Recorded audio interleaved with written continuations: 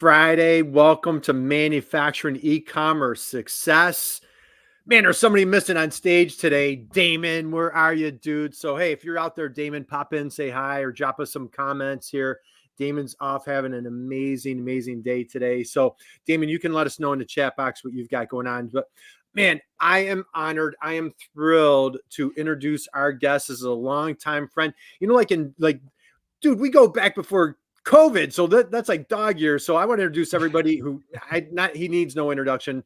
Chris Luecke, Mr. Manufacturing Happy Hour. How are you, brother? I'm great. It's good to be here. I always look forward to our conversations, Kurt. You bring a level of energy that is easy to feed off of, gravitate towards. So we're going to be talking about one of my favorite topics, which is marketing in the manufacturing space as we introduce, or I should say, continue to introduce. I think probably a lot of people have gotten the word. They're signed up. They're ready to fly down to Austin. But next week is the Industrial Marketing Summit in Austin, Texas. And I'm excited to do a little preview around that here. Well, man, we finally get to meet in person. It's so long overdue. I am just thrilled, honored, and just, I know like with the whole COVID thing, just be prepared. I'll cover up, and I'm giving you a big hug. I'm just warning you. Just when you see some crazy bald guy running at you, it's me, and I'm just going to be giving you a big hug. So I look forward to said hug. That'll be an early highlight of the trip. Nice. Well, thank you. Appeasing the old guy. I appreciate it, Chris. So, all right, let's go. Let's dive in. So, guys, if you're out there, man, hey, Whitney Koch, Whitney Houston, I like to say. Whitney Houston's here today. Happy Friday. Guys, drop us a note. Let us know you're out there. Tell us where you're coming from. If you have any questions, boy, let us know what you've got on your mind. We've got an industrial marketing expert here. We're going to be talking about the Industrial Marketing Summit. So, hey, Whitney, are you going to be at the summit? Oh, I get to meet Whitney in person. Are you kidding me? Oh, this is going to be so good. It's like the who's who. Man, if you're not going to be at the summit, shame on you, right, Chris? Is that just... Kurt, I have been telling people as far as like Q1 marketing investments go, that this is easily the best marketing investment you can make because, agenda aside, like, yes, we're going to learn a lot of stuff there, but you're going to be able to talk to the best practitioners in marketing, in the manufacturing space, in the industrial space. And that's really where people are going to get their long-term return on this event. It's not like 1,000-person conference. We're talking a few hundred people. So this is the type of event where you build relationships, you build friendships. I try to avoid the word networking because I think it can get overused sometimes and say, hey, this is an event where you're probably going to walk away with a couple good, really new friends and a handful of really good new business connections that can help you from marketing strategy or just bounce ideas off of, because it's not like it's going to be a bunch of, let's say, marketing companies in the industrial space. There will be some of them there, and they have some of the best expertise in our space, but it's going to be people that work for robotics companies, for widget makers, for people that are supplying solutions to these end customers. People are going to be able to meet with their peers that are having the same challenges, the same issues, have the same opportunities on their horizon, and just will be great people to bounce ideas off of in the hallway between sessions, before sessions kick off, at the bar afterwards. All of those opportunities are going to be there. It's going to be great. I am stoked to hang out with a lot of my friends down there, including you, but certainly ready to meet a bunch of new folks that, I've never really connected with before as well. So that was my very long-winded intro to say this is where the who's who of the marketing world in the industrial space is going to be next week, Austin, Texas. We hope to see you there. Well, guys, hey, you heard it here first from Mr. Manufacturing Happy Hour himself. And hey, we've got a few friends here in the crowd. I want to pull up. Hey, our buddy Brian Fleming in the great city of Detroit. Go Lions, big weekend. We've got Miles. Let's see. Whitney's here. We get to see her. She's going to see both of us. Hey, we've got Miles coming over the pond in London. We've got Patrick here today. Kelly's going to be at, man, where's Kelly? Here she is. Can't wait to see her. Kelly, I can't wait to see you in Austin. And we've got Patrick here. Diane Byer is in the house. And hey, Diana, I just found out we might be doing dinner next week. So Diana, happy Friday to you. Can't wait to see you. We've met in person prior, so I can't wait to see Diana, she's doing a great job marketing. She's coming from the great city of Chicago. Chris, let's go here, guys. For anybody that is not familiar with Chris Luecke, I can't imagine there is anybody on the planet or in this little space. Share a little bit about who is Chris Luecke? What is Manufacturing Happy Hour? How do you make the world a better place? Yeah, so I'm a longtime manufacturing industry guy. I'm a mechanical engineer by degree, and I've predominantly spent most of my 10 plus year career at this point. It's weird to think that I've been doing this stuff for a decade now in some way, shape, or form. I spent most of it on the sales and marketing side. I started off as an engineer, but then I became an account person. Worked with Rockwell Automation for the majority of that time in markets like Houston, Texas, San Francisco, California, here in Milwaukee, where I'm based now. Can't thank that organization enough for providing a great base and foundation for my career. And, it's ultimately where the idea for Manufacturing Happy Hour came about in 2016. I tell people I was a sales guy that had just moved from Houston, where I was calling on, let's say, a more senior market, folks that had been at their company for 20 to 30 years. And I moved out to California, where you've all got the stereotypes in your heads. It's like a bunch of 20 and 30-year-olds running around making decisions. And that was the same case for the tech industry and the manufacturing industry out there. So I was 28, 29 at the time, and I knew how I consumed content, videos, podcasts, etc. So I'm like, let me think of something that will gravitate towards that market of decision makers in that area. So Manufacturing Happy Hour was formed as more of initially it was like a product update video series around automation technology. And then it quickly evolved, I should say, over the 2-year period or so, evolved into the platform and community that it is today, where Manufacturing Happy Hour, it's really a leadership podcast disguised as a manufacturing podcast. So we get into the bits and bytes. We talk about the tech, but there's a lot of timeless information that we glean from our guests on the show. It's a weekly interview podcast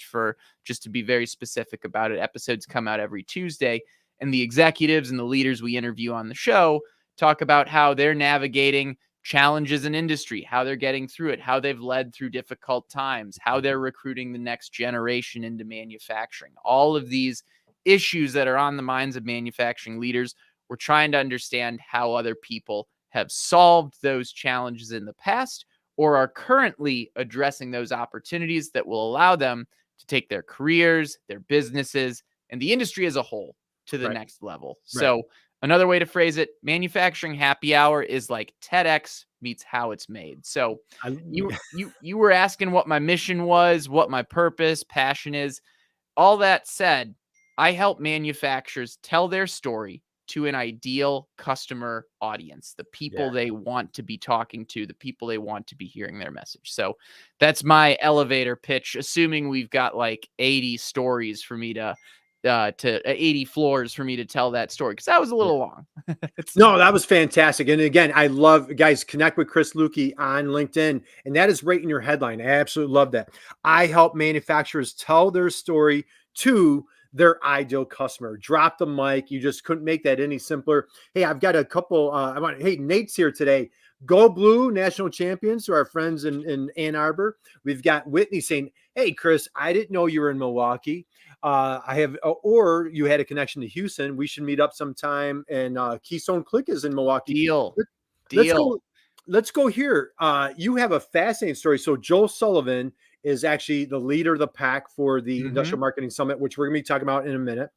Now, you guys kind of reverse roles a little bit. So for folks that don't know your background, you live in Milwaukee, but let's tell everybody like and you know what, as you're doing that, I do have a question for you. On your LinkedIn, and I don't know if you remember, like last time we had so much fun. I did a bunch of digging on you, but we're going to be focusing primarily on the Industrial Marketing Summit. But you were a process engineer at Anheuser-Busch, so that kind of gives away my little clue where you're from. Yeah. And then you were a physics teaching and lab assistant. Can you just share a little bit of your background, where you're from, and like, you piqued my curiosity on the physics teaching and lab assistant. Yeah. What was that? How did you end up at that role? Yeah, so I'll share a little bit of both. So the first part of the story, you were hinting at that Joe Sullivan. I believe Joe was just on this like very recently, He correct? I'm was. not. Yeah. Yeah, I was. Yeah. Yeah. So Joe and I basically have a mirror life in some way because I grew up in St. Louis, Missouri, went to Smet Jesuit High School there, then came up to Milwaukee where I went to Marquette University for college. Um, Joe Sullivan, on the other hand, grew up in Milwaukee, went to Marquette High, I believe, which is basically, we basically went to the same high school, just in different cities. Yeah. Yeah. And then he went down to St. Louis for college. I think I'm 99% sure he's a Wash U grad. Yeah. And then he stuck around St. Louis. So we kind of flipped. We both obviously go back to our respective homes Yeah. fairly frequently as well. So I have had the privilege of having a beer with Joe back in St. Louis before. Great times there. But yes, so Joe and I kind of have flipped lives in that regard. And funny enough, now we're both in like the industrial marketing space for our careers. So very funny how that all worked out. The other thing you were asking about was being a physics teaching lab assistant. So, that was one of my, I would say, college jobs. So I was an engineering major at Marquette University, mechanical engineering. And I had picked up a number of extracurriculars over the years. Some of those extracurriculars were actually jobs and things like that. Right. I was the promotions director at the radio station. I booked concerts at Marquette at one point, but probably the extracurricular that was most in line with what I was at school to study was being a physics teaching lab assistant. So essentially what a lab assistant would do is it was our job. Every physics class had a class component and a lab component. And it was my job to help the students execute on the lab component every week. So doing experiments to understand rotational motion, even more basics like, position of velocity and acceleration, all of those type of activities. So that was a lot of fun, grading lab papers, looking at results, I think the most fun part of it was actually being in the lab and executing on the lab itself. Right. So that was one of my many hats I wore when I was at Marquette University as a student. Well, very impressive. I had to bring that up. Hey, we've got a couple more friends here. Diane Byer, our friend in Philadelphia, says addressing the opportunities. My buddy Alan's in the house. Alan, happy Friday to you, dude. And Nate has a question here. So, Chris, are you pretty much a broker of knowledge, but you provide the knowledge? Like you are a broker and a seller of the offer you've created for these companies who need help telling their story. Can you please answer that one? Yeah, so I think I understand that question. So, my current business is really built around helping manufacturers tell their stories in a number of different ways. And a lot of what I do is I demonstrate how to do that on an everyday basis. It's through being consistent with content like a podcast, being consistent with social media posting, hosting events, for example. That's a big part of the Manufacturing Happy Hour mission, is to bring together different people within the manufacturing ecosystem, investors, startups, large companies, small companies, you name it. But I always tell people, it's like, hey, part of telling your story, again, going back to my main mission, I help manufacturers tell their story. If you're doing something like recording a podcast or hosting an event, it doesn't end at the end of that podcast. It doesn't end at the end of the event. Heck, it doesn't even begin at the beginning of the event. It's all the promotion you do leading up to it, or all the promotion to say, hey, make sure you check out this episode, share those little clips, those little insights from the people you featured on your podcast. And hey, when the event is done, hopefully you hired a professional photographer to capture that event. I literally just shared a bunch of photos from the event we threw in San Francisco a couple weeks ago this morning on LinkedIn. All that to say is I try to get people in the mode of thinking consistency. How am I consistently going to get my story out there? And how am I going to do it in a way that breaks through the noise? That's a big part of it as well. So a lot of what I help customers with, whether they're a partner of the podcast, a sponsor on the podcast, or whether it's coaching their executive teams on how to leverage personal brands to elevate your overall company brand, I make sure I'm practicing what I preach on a regular basis. So I don't know if that directly answers, hey, are you a broker or seller of the knowledge in this space? But that's what I try to do to help people understand what they need to be doing from, I'm not even going to say a marketing standpoint, because I'm really focused on the story and the things that help folks really connect with the people, the customers, the prospects that they want to be talking to. All right, man, dude, we've got so much to talk about. We're going to be here for a little while. So we've got, hey, a couple comments. Whitney says, bless you, man. Physics were not my strong suit. And Nate says, thank you. This is gold. So, hey, we appreciate it. And hey, quick question here. Any events in Detroit coming up? How about that one? Bookmark your calendar for May 20th. Still a little tentative, but it looks like we might have a little Midwest manufacturing happy hour tour going on. So, oh, nice. All right. yeah, Hey, May 20th, guys, mark your calendar. Hey, we've got a friend from Sweden coming in today. Greetings to you. I am Swedish, so I love our friends from Sweden. Chris, I was in Sweden 18 months ago. First time visiting, absolutely loved it. I was only in Stockholm for that trip, but I spent about 5 days there. Nice. Wonderful time, great food, great vibe, great culture, very safe, very clean. I mean, and summertime was the perfect time to be there. Hey, we've got a friend from Bangladesh, and Nate says sweet. Brian says sweet. And then we've got, let's see, we're back. Sweetness all around. Sweetness all around right now. All right, Chris, I have so many questions, but I do have to go there real quick. You were in Sweden 18 months ago. Pop quiz. Everybody would love to know. How many countries has Chris Luecke visited? I know the number. Let's take some guesses before I reveal it. Yeah. All right, guys. I'm going to dig into another comment. If you drop in the chat box, how many countries has Chris Luecke visited? And I'll tell you, it's more than 2, right? It's quite a few. You are just an international traveler, just very passionate. I'm going to go here, Chris. So I want to dig into like how you've built community and what it's done for you, your career, and then we're going to slide right into everything that you're working on. And then again, I'm going to keep you guys hanging on for a minute. We're going to dive deep into the Industrial Marketing Summit. You and I connected. I think it was like 5 or 6 years ago, whatever it's been now. Yeah. And so manufacturing happy hour. I was on LinkedIn. I was following you from afar. I believe you were in San Francisco at the time. Does that sound right? Were you in San Francisco? That is correct. That is correct. Yep. And I was very impressed what you had going on. It just really resonated with me. Passionate about manufacturing. I joined your group and just what wonderful friends. As a matter of fact, I just got a note from Samuel Mishu, son of Greg Mishu. I mean, we're now even getting the next generation coming into your group. And so Jeff Long, and we could go on and on about your friend, the community that you've built.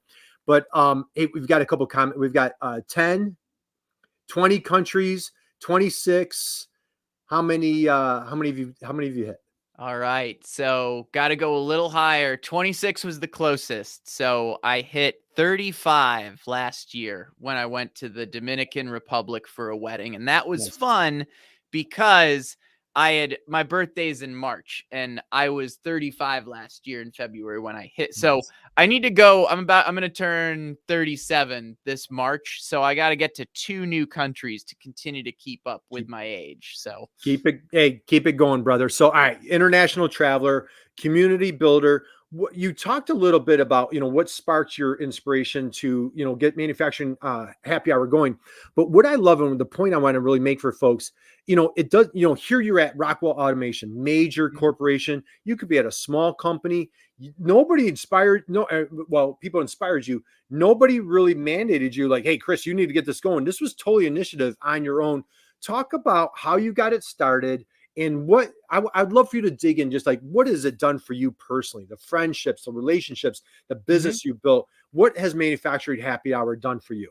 Yeah, I mean, I'll be quite frank with people. It's the best thing I've done in my career up to this point. I mentioned I'm turning 37 this March. So the way I look at it, I've still got a long, fun career ahead of me. But up to this point, I think it was where I would encourage this for everyone. It was really the first time I felt like I was able to double down on all of my strengths, because I would say I'm a good sales guy, but I've been around, the block a few times, and I know what a great sales guy looks like. I would say I am a great promoter and know how to throw a great party and things like that. But, I had enough sales chops and radio chops and marketing chops that manufacturing happy hour was like a great way to mix that together in a bowl and like have the platform that was going to allow me to play to my strengths and in turn sell my, serve my customers, the people I work with in industry the best. Where manufacturing happy hour came from. You mentioned, you're totally right. It wasn't a mandate. There was never going to be a point in my career, or quite frankly, pretty much anyone's career, where someone was going to walk up to them and be like, you know what we think we need? We need you to crack a beer at the end of the day at work and talk about automation. Right. No one was ever going to say that. Right. But at the end of the day, the happy hour aspect, the beer aspect is kind of the surface level aspect that makes it cool and approachable and casual and feel like something where you can walk up and have a conversation with someone at a bar about automation or manufacturing or technology or really any of the topics that manufacturing happy hour has evolved into. But I think it was really during the pandemic was where I realized what the true power of manufacturing happy hour was, which was the community around it. Because I remember it was the first week, it was that week of St. Patrick's Day in March 2020, where everyone was told to stay home. Everything was locking down. We really didn't know what was going on. And I remember, and this episode is still out there. I can't believe it's going to be 4 years old, but on Thursday, March 19th, I believe it was, we had a little virtual happy hour. We had 12 people jump on Zoom. A handful of folks. I know you, Kurt, Kurt, like Dave Griffith was in that group. Tim Shope was in that group, like kind of the core group of the early manufacturing happy hour community. We all got on board and we talked about, hey, what are you seeing? What are you hearing right now? What are you feeling in industry? I know it's only like a couple days into this pandemic thing. And we did that for one round of questions and discussions. And then we circled back around. It's like, hey, what do you think it's going to take to thrive during this time or make it through this time? And by the way, when I say this time, we thought we were only going to be home for like 3 weeks or a month or something like that at this point. We didn't realize it was going to be like a year plus of our lives where we were moving into a new operating procedure. All this to say is, manufacturing happy hour, the real power of it has evolved into community. And one of the reasons I started it, I mentioned there was a very kind of a mix of a tactical and strategic reason to start it, to reach a younger demographic of manufacturing decision makers out in the Bay Area. But the other piece was, hey, it allowed me to play to my strengths. And I really hadn't seen something like this in industry yet. I really borrowed a lot of my ideas for manufacturing happy hour, recording videos on my iPhone in front of a cool backdrop, sharing information on video, posting it to YouTube. All I did was look at other industries that were already doing that. I just happened to be one of the first people in the manufacturing industry, along with a handful of other early adopters, like the Making Chips podcast. There are a handful of other people that had kind of caught on to using social media in manufacturing before anyone else was using it. But I just borrowed a bunch of ideas from other industries. I'm like, every other industry is making videos. Every other industry is doing podcasts. Why is this not a big thing in manufacturing? So that was another very long answer. Oh, dude, that's what you're here for, man, is to help educate us. And speaking of the word educate, what I love, I was part of that early manufacturing, and we were getting together pre-COVID. I think we were getting together in 19. And, we were getting together, and then, when the world shut down, I remember, being in my backyard, my wife, I'm like, I'm going to jump on this virtual call because there's, we can't do anything else. And I want to tell, shamelessly, I was writing a book at the time, and you guys were just so supportive and just, you were my accountability guys and just really helped me move along. And I'm eternally grateful to you, all the support and love that you gave to me at that time. And I wasn't an automation guy. I was kind of an oddball. I'm an e-commerce guy for manufacturers. You're trying to target young people in Silicon Valley. I'm on the East Coast, and I'm an old dude. So you welcomed me with open arms. I've just really I've really appreciated your support, your friendship. But let's go here. You're doing the podcast at a major corporation. And why I'm going here, if somebody's out there, they're a solopreneur, solo marketer at a bigger company, and they're like, boy, I've been thinking about mentioning this to my company. How would you recommend, or how do you suggest either to your clients or to somebody that, like, Chris, I want to be in your seat. Like, what are some steps that they could take to kind of kick off their journey? Yeah. So to kick off, let's say storytelling content creation journey, or really getting your personal brand out there to the people you want it to be in front of, how to kick that off, I think, starts with some very simple things. The first thing I would say is you don't have to create something like a big podcast or manufacturing happy hour platform.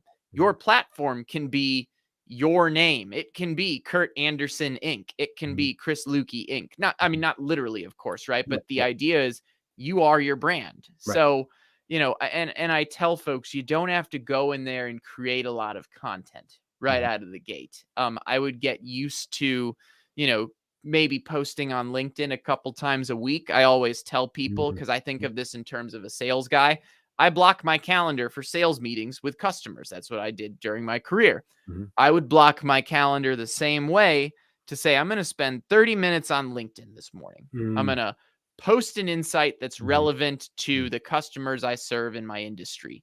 And that doesn't mean a product pitch. That means, hey, here's a trend I'm seeing in the automotive space if you serve automotive customers, for example. That's what I would say in that capacity. So create a block time on your calendar to share content. And it doesn't need to be like a bunch of stuff. Like, do it once or twice a week. Make it easy on yourself at the start. The bigger thing I tell folks is if you're trying to build a platform, trying to build your personal brand, one of the best things you can do is you don't even necessarily need to be the person creating the content. You can be going in and adding value by commenting on other posts, for example. Like a great example, Brian Fleming is on here. He's been listening to this. He's been commenting. He is excellent at getting into the comments on people's posts. Add value, add your insights there to figure out, look for folks in your network that are sharing content, or search for a hashtag, the number symbol, and whatever trend you're looking for. Like in our industry, hashtag smart manufacturing would be a great spot to start. Or if you really want to get into it, hashtag artificial intelligence. That might take you down a rat hole in a bunch of other directions, but think about, or hashtag automotive. We were using the example of automotive manufacturers earlier. Go search for the conversations that are already taking place. And a hashtag is just one way to do it. Think about your industry associations. Think about your peers that are sharing content in your niche as well. Go in and comment. It doesn't always need to be you broadcasting your insights in a post. That's important, but I think it's more important and a better way to differentiate yourself by being the person that gets in there on the comments and adds value to conversations that are already taking place. So those are some of my thoughts on how to get started. Yeah, I love that. And a couple comments, again, as we have friends here, you just called out Brian Fleming, great guy to connect with on LinkedIn. He's a wonderful support. Agree with you. We just had a nice chat last week. He's doing incredible work helping folks with LinkedIn. Whitney's here today. She's with Keystone Click. They're your neighbors of yours in Milwaukee. Lori Hybe, dear friend. They do incredible work with content marketing, helping manufacturers. So again, guys, in the chat box, great folks here to, this is community here. Create, network and connect with each other here on LinkedIn. Now, Chris, what I absolutely love, a couple of things that you said that I want to strip out there, that consistency piece, just kind of get started. We don't, as manufacturers, that have not been in marketing, it's very, God bless us, right? It's, hey, let me tell you about my O-ring. Let me tell you about my O-ring. Let me tell you about my, we don't have to talk about the product and features. Let's be human. I'm going to slide into what you're going to be talking about next week. So guys, we're here with Chris Luecke, Manufacturing Happy Hour. I think we just crossed the top of the hour. So if you're just joining us, let us know that you're out there. Drop a note in the chat, connect with Chris here on LinkedIn. Chris, let's dive into Industrial Marketing Summit. One of the part of your thing is humanizing your brand. I just did a gig with Eddie yesterday. Eddie Saunders Jr. is on. Dude, I don't know if my heart is going to be able to handle you and Eddie at the same time on stage. But you guys are going to be talking about humanizing your brand. How do you humanize your brand? Let's go there. Yeah. Well, I think one of the things I'm most excited to discuss during this panel, and it's going to be myself, Eddie Saunders, Nikki Gonzalez, and Jordan Yates. We're all part of a panel on how to humanize your brand. And I think one of the most important conversations that's going to come out from that is, how do corporate brands leverage people with personal brands that are on their team?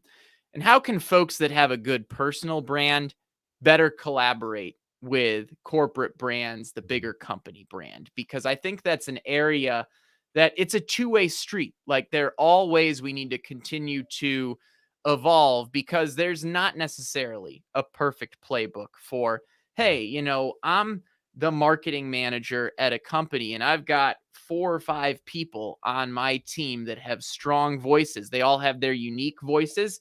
They're pretty in line with the corporate brand, but they also have their own edge to them as well. How do you balance that? On the flip side, let's say you're someone that has an established voice in industry and you're used to doing things your own way. What are ways that you can understand, okay, this is the voice of the company that I work with, and how can I, combine my voice with the company voice to share things that are relevant to both of us, right? Because at the end of the day, personal brands, people that have their personal brands, they're not going to talk about the company they work for 100% of the time. I own my own business. I don't talk about manufacturing happy hour 100% of the time. I talk about other stuff as well that make up who I am as a person.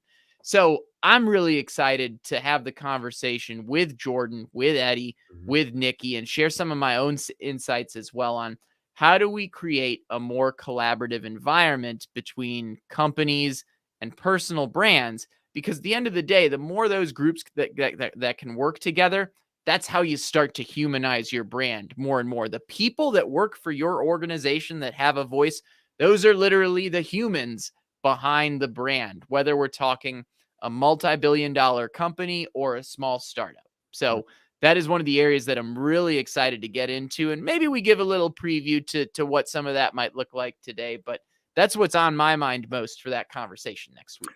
I love it. And can you see my screen? Is that I can? Yeah. Okay. So guys, all right. So right here we've got Nikki. Nikki's been on the show. Eddie's been a repeat offender. He's been on multiple times. We just did a little jam session yesterday. In Jordan, she's going to be on the show next month. So I absolutely love this. We're going to talk about some of the other folks here. Now, Chris, one thing that I love, respect, admire with you, my friend, is, one of the taglines that we do like webinars and training, what have you, is we call it, how do you out teach the competition?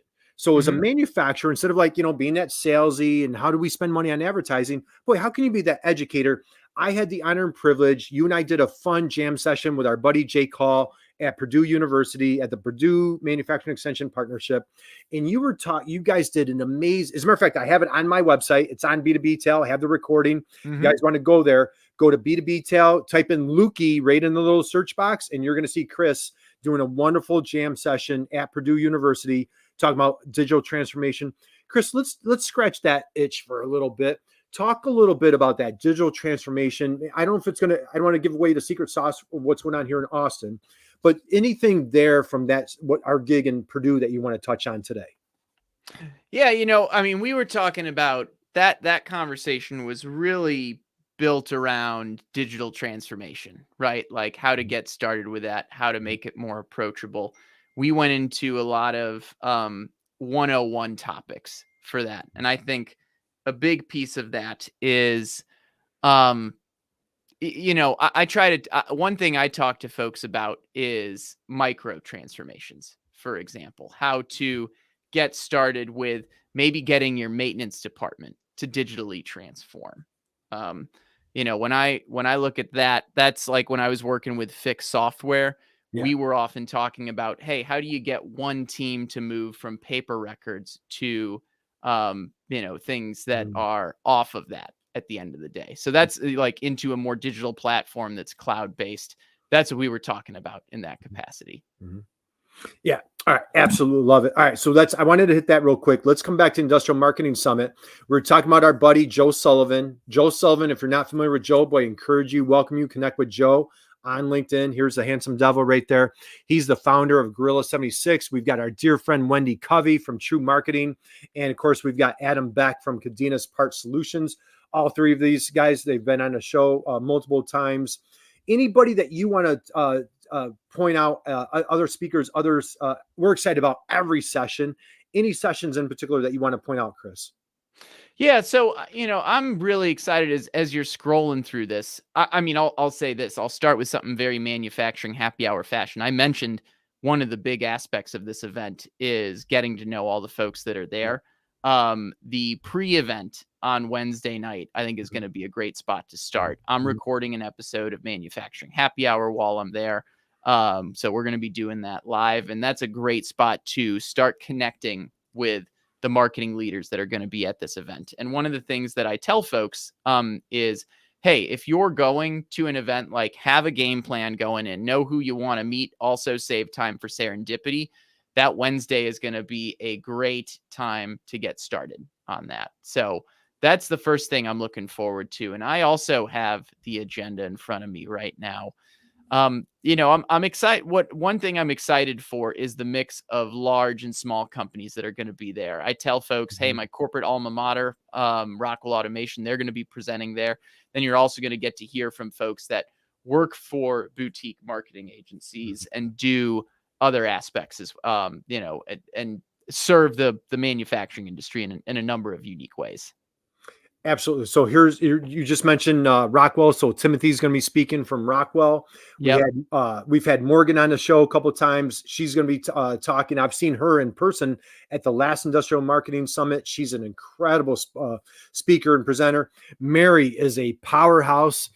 She just picked up a new gig recently. She was just on the show last month. And so just a lot of, I love the diverse conversations that we're going to have here. We've got the team from Gorilla 76. They've got Chris Hull from Jasper. Hmm. I know that was a huge coup and a big home run that the team is really excited about. And like you said, the networking. So, I mean, it's the whole gamut, Chris. It's just the whole, from the networking Wednesday night, the show, anything else that you want to point out to folks that you're excited about at the Industrial Marketing Summit. I think bringing up Jasper is a good topic because Mhm. when I think of, like, the AI platform in marketing, Jasper, because I know a couple of the co-founders from that company, and I think that's an area personally where I need to learn more about, Mhm. and I'm sure most other people at the conference are like, I need to learn how to leverage that as part of my marketing strategy rather than just the storytelling, etc. So that is one thing I'm very much looking forward to there. Yeah, I tell it really covers a lot because you've got content marketers. You mentioned, different size companies. You've got CJ here from Global Spec. I'm Mhm. super excited to hear what's going on there. Dale's got some really exciting things talking about, as you mentioned right now, AI tools for SEO. That's going to be a great. I mean, every session. MJ, I had the honor of seeing her speak last year, on 2 years ago now, at the last Industrial Marketing Summit. She's a powerhouse speaker. So again, guys, lots of exciting topics here are going to be covered in Austin. Strongly encourage you guys, if you haven't considered it, sign up. You want to check it out. I'm going to come back to you guys. All right, I'm going to come back to you, Chris. I'm going to check the comments here real quick.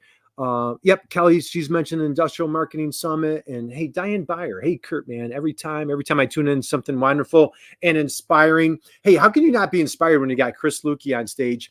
Chris, let's go here. So what are you hearing? Boots in the street. You cover a lot of different topics, talk to a lot of different folks in manufacturing.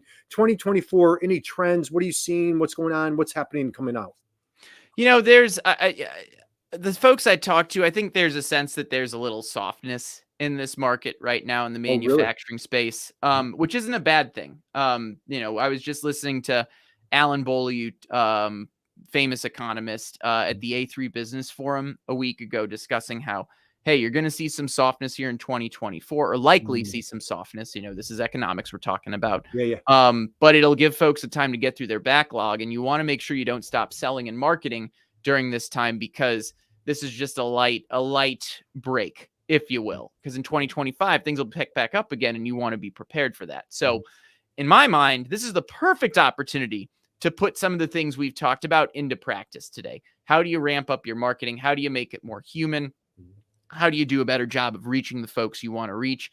Because that is the investment you need to make during this time. You don't want to, and I think there's still two camps of people. There are folks that are in the hey, I view marketing as an expense. It's trade show support, it's flyers, etc. I do think the amount of people in that group is starting to decrease. I think people especially the folks that are going to the Industrial Marketing Summit, they know that marketing is an investment and that it's a revenue generator. So we're going to see two different camps doing different things. Other folks are really going to double down on marketing efforts, targeted marketing efforts, paid ads, leveraging the voices of the people on their team. And other groups are probably going to lay low, unfortunately. And one thing I'd like to see is us trying to get as many people into the camp of the action takers and the doers versus the folks that are on the side of, hey, I'm just going to wait it out, for example. Right. Well, again, so I want to come back to that theme of like out teaching the competition. You have your podcast, you're doing live streams, you are doing, you're speaking at an event, you're bringing on all sorts of subject matter experts, and all of your questions are based around what? Educating your listeners, right? So for manufacturers out there, we've talked about like that consistency, some of that content. What, like, say they've started, they have nothing, right? They're just starting from scratch. We've talked about that digital transformation, but they're like, you know what? I want to get things going. And you talk about, all right, I could start on LinkedIn with some posts, but if they want to get going in some type of like a really steady content strategy, and like, I love your tagline, I help industrial companies turning marketing expenses into marketing investments. Yeah. How do you turn those expenses into investments? So I'm going to start. I actually wrote an article for the Industrial Marketing Summit not too long ago called 3 Common Mistakes Manufacturers Make in Marketing. Nice. And I've got a solution to all of them. So maybe this is an opportunity to kind of start going through that. So let's run through all of them. Yeah. So how do you get started? The first mistake I mentioned is manufacturers try to market to everyone. They're like, we call on all 5 of these verticals. We call on engineering, purchasing, yada, yada, like every department in the company. We need a message that's going to resonate with all of them. And when you try to market to everyone, you end up marketing to no one. What I tell folks is the first thing you got to do if you're creating a content strategy is you need to know who you're talking to, who your avatar is. Give your avatar a name. Let's say Sarah is an engineer at a manufacturing company, a widget manufacturer in Los Angeles. She's 33 years old. She just started her family, but she's been an engineer for most of her career, but she just got promoted and now she's leading a team of people for the first time. Right. I'm talking about Sarah because Sarah is one of the key avatars for Manufacturing Happy Hour. When I'm creating content on Manufacturing Happy Hour, I'm asking myself, is Sarah going to like this content? Because yes, she needs to know about the latest automation technology, but she also needs to know how to recruit a young and diverse workforce as well, and how to lead that workforce. So when I'm creating episodes of Manufacturing Happy Hour, I'm creating it for Sarah. And I think manufacturers need to take that first step back to be like, okay, yes, we do sell and market to all of these different groups of people, but we really need to be focused on Jack first, as an example. So write a couple figure out who that avatar is, write a couple paragraphs about them, and start building a content strategy that is appealing to Sarah or to Jack. Not to Sarah and Jack. Pick one, start small, and then as you start marketing to Jack and you realize, oh, Sarah's listening to this quite a bit as well. What does Sarah care about? Well, define that avatar as well. But don't try to be like, I'm talking to Jack and Jill and Jack and Sally and John and, Sandra and Bob. Start with a very specific persona. Figure out what their challenges are, their frequently asked questions, the opportunities they're trying to capitalize on, and build content that appeals to that person. All right. Dude, that was a drop the mic moment right there. So I want to Whitney, I couldn't agree more. Whitney, preach it. Hopefully I'm pronouncing this correctly. Wananya, creating a buyer persona, absolutely perfect. And Miles says, Chris, sounds like I'm listening to myself, but Chris, we have so many products. We must talk about them all. But I absolutely love that. And dude, I'm writing my second book right now. You know who I'm writing it to? Lynn. I'm like every sentence I'm writing it to Lynn. And awesome. Lynn's a client of mine. And so I couldn't agree more. So guys, that was a big drop the mic right there. Number one, know your buyer persona. Chris Luecke, please enlighten us. What's number 2? So number 2 is manufacturers often create the wrong kind of content. And there's a time and place for highly produced videos, very investment heavy activities with drone shots of your facility where you talk about how much you care about your customers and that that's your main differentiator. But there's a lot of other stuff you need to be doing as well. And it doesn't need to be a $30,000 video project right out of the gate. For example, what I'd love to see manufacturers do more of is creating more bite-sized, consistent content where, sure, that drone footage of the factory looks great. And like I said, that is a good thing to have on your website. You shouldn't not invest in that. But if you have a CEO or an executive or some person on the team that has that type of maybe a camera ready personality or has a lot of insights that you can pull out as the marketing leader and, post on social media or have them post on social media, I'd sure as heck rather see the CEO of a small, mid-sized machine shop on his iPhone, talking about a challenge that they solved that day, in a very candid way, rather than that fancy video that talks about that facility, because it's a lot easier to create that iPhone video every day. I could do that right after this call. I could do it during this call, for example. So I'd like to see easier, more consistent content like that. Sure, it's not going to have the same production value, but throw captions on it. If it's insightful and it's helpful to the ideal buyer, that's what's important. Drop the mic number 2 right there, Mr. Luecke. Absolutely love it. So guys, manageable content that you can put out easily and effectively, and that resonates with that ideal customer. Refer back to number 1. So we've got number 1, know your ideal customer. Number 2, putting out just great, consistent, and efficient content. Am I saying that correctly, Chris? Yep. Was that it? Okay. Okay. I'd say efficient is a great word for it, right? Stuff that doesn't require that heavy of a lift to create. Yep. If you're comfortable with this, I'm going to chime in with, before we dive into number 3, my dear friend Alan. Alan's in Indiana. Dear friend, what does the landscape of business development and manufacturing look like? Chris Luecke, any thoughts there? It's a big question. I could take that question a number of different directions, but what's the landscape of business development look like? I do think there's a lot there's still a ton of relationship driven aspects to the manufacturing space.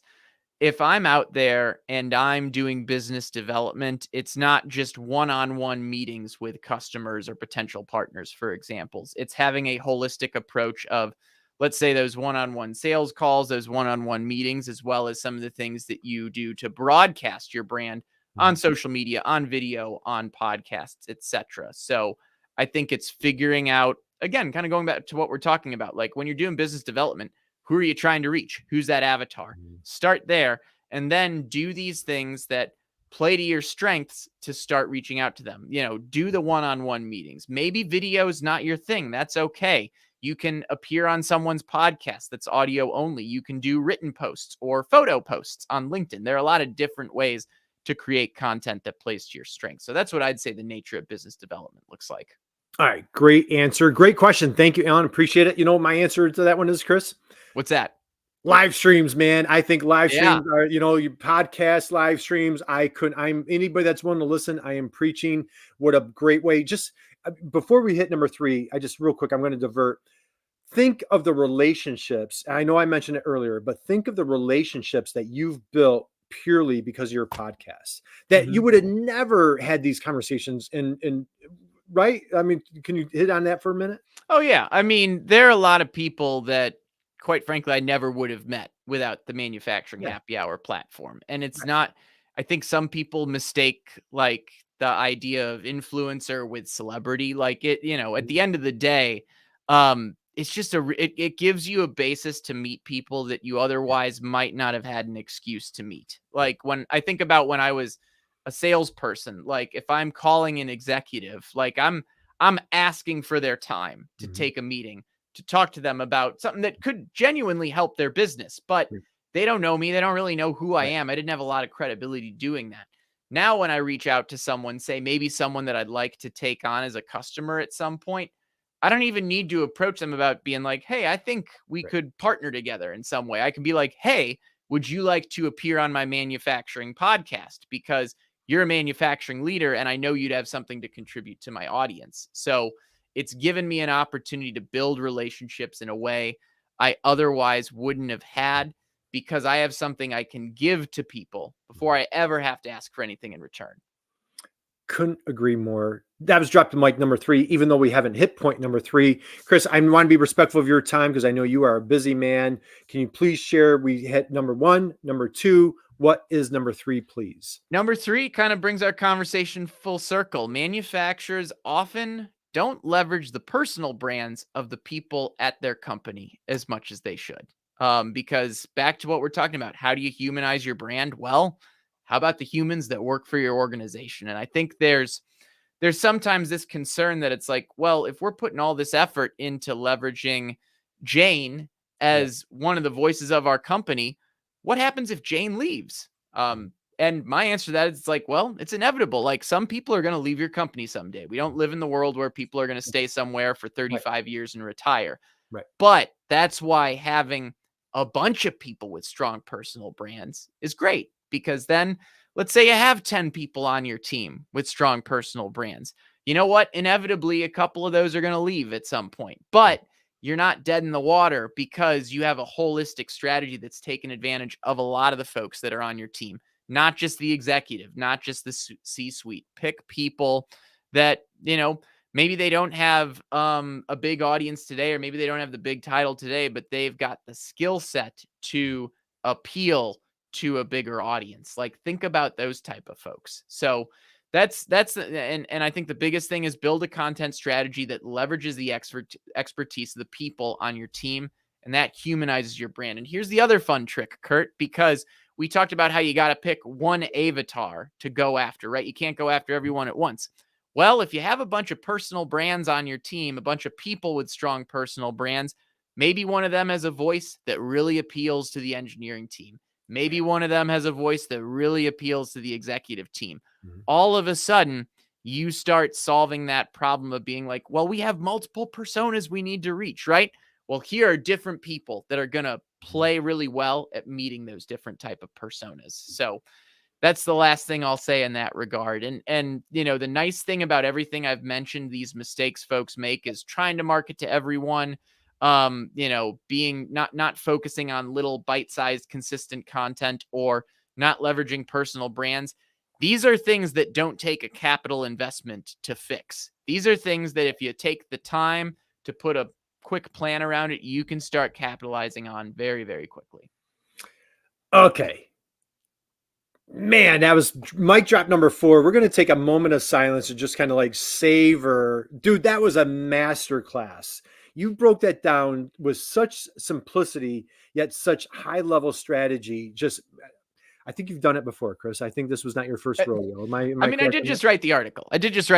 So it was fresh in my mind, but it was fresh. Good. Well, hey, guys, let's recap that. Know your ideal customer. In our little training, we love to call them your soulmate. Who's that soulmate that needs a problem that you're delivering, that, the solution that you offer on a daily basis? Who's out there that needs you?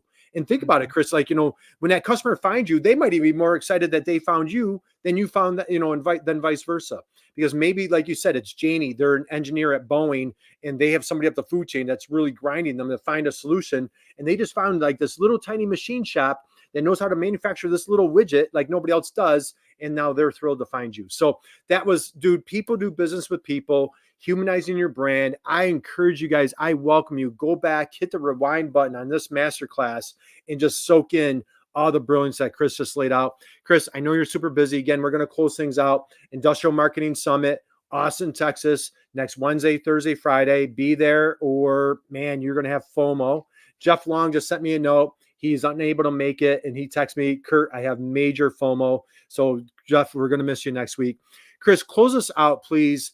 What or who is inspiring you for 2024? Who or what is really inspiring you as we're running into 2024? Oh man, I'm going to give you just a random one, actually. So just kind of a complete 180 from the rest of our conversation. Jesse Itzler is a guy that I really enjoy following. And to put it into context, he's written some books, Living with a SEAL, like what it was like living with a Navy SEAL, Living with the Monks, what it was like living with monks for a while. I'm trying to think of the best way. He's married to Thanks. Sarah from Sarah Spanx, Blakely. Sarah Sarah Blakely. Blakely of yeah. So power couple. And in his younger years, he was a rapper. So he's got quite the life. And I think he's a part owner of the Atlanta Hawks as well. He founded, if I'm not mistaken, is it NetJets that Marquee Jet? Okay, yeah. So I mean, all right. Great answer, dude. I haven't had Jesse as an answer, and I'm on his email list. I'm a very active follower of Jesse Itzler. Boy, check him out. Go follow his podcast. I think he has a podcast. He has a community, and he's a powerhouse. That's a great answer. Yeah. The reason I bring Jesse up is because one of his he's definitely a guy that, in a general standpoint, he's like, live your life to the fullest on a regular basis. But we've all heard that kind of generic inspirational line before. I think what he's really good at is he's like, pick one year-defining activity that you want to do. And I don't necessarily know what my year-defining activity is yet. This will be the first year I'm fully dedicated to growing Manufacturing Happy Hour full-time for the entire year. So that's definitely something there. But his year-defining activity last year was he rode his bike with a bunch of buddies from the West Coast to the East Coast. They rode their bikes across the country. And so it's about thinking like, this isn't even just career advice. It's like, what are the things you want to accomplish out of life, and like, make sure you're doing those things. So, I'm excited for, going on tour with Manufacturing Happy Hour a bit more than I've done in the past. A lot of these events that are coming up, and then book writing. There's some other things that are in my very near future as well. Well, I'll tell you what, my friend, I'm saying this bottom of my heart. You're a dear friend. It's been an honor, privilege, continues to be an honor, privilege to be in your circle, in your community. I find you inspiring. You're just a man of ethics. I admire, respect, and just love the work that you're doing and how I don't know a bigger advocate for U.S. manufacturing. So, hey, if you guys been sitting for the past 50 whatever minutes, it's a great time to stand up. And how about let's give a standing ovation for our dear friend, Chris Luecke, Mr. Manufacturing Happy Hour. He's just an advocate for manufacturing, just doing a wonderful, incredible job. Chris, thank you. I applaud you. I salute you. I commend you for all the work that you're doing. Appreciate your friendship. Cannot wait to meet you in person next week. It's going to be a highlight, and getting to meet a bunch of our friends, Whitney, and I think Diana and Kelly and a few other friends that said that they're going to be there next week. So guys, thank you for joining us. Thank you for your comments. Always appreciate you being here. Damon, we missed you today. I wish you could have been here with Chris. I know he was dying to be here today. Chris, any last words of wisdom that you want to share with everybody? Hey, just look for the little things you can do to get more consistent with sharing your story. Commenting on posts, bite-sized content, photos, short written posts, short videos recorded on your iPhone. I spent the first 9 months recording videos on my iPhone. I didn't have any fancy equipment. Fancy equipment is just an excuse. So find ways to start contributing to conversations and sharing your story, a story that resonates with your ideal customer audience. Start doing that ASAP, and hopefully you're going to the Industrial Marketing Summit where you're going to be around people that are doing that on a regular basis. Well, hey, God bless you, brother. Just wishing you monster success on your entrepreneurial journey this year. I have tons more to talk to you about. We got to get you back on the show. Can't wait to see you next week. Guys, we're going to close out. Do me a favor. Man, just if you could be an inspiration to someone, just like our dear friend Chris Luecke was today, go out and just be someone's inspiration. The world's going to be a little better place. Chris, hang out with me for 1 second. We'll be back here Monday. We have another awesome guest on Monday. And then, Chris, I'm hoping to do my little live show at the Industrial Marketing Summit next week, working that out with Wendy and Joe Sullivan and the team. So hopefully we'll see you guys in Austin. So